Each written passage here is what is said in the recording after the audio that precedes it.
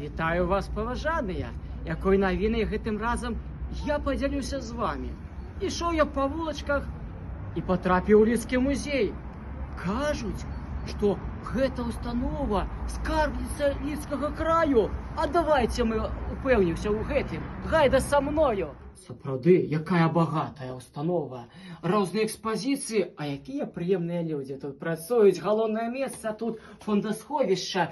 Кажу, што тут захоўваецца бюст Алаізы Пашкевіч, цёткі, якая нарадзілася ў лідскім паэце. Пайдзем са мною. Я падумаў, што аб гэтым ніхто не ведае. Ды мне падказалі, што скульптура ўжо экспанавалася ў доме Валянціна Таўлая. І што цікава, потрапіла яна ў музей у лютым 1960 года, 65 год назад, круглая дата, а перададзена была з дзяржаўнай мастацкай майстэрні БССР. Аўтарам яе з'яўляецца знакаміты скульптар Андрэй Заспіцкі, які, дарэчы, пакінуў на памяць яшчэ адну работу лідзянам, помнік Леніну, ён у скверыку каля дзіцячай школы мастацтваў.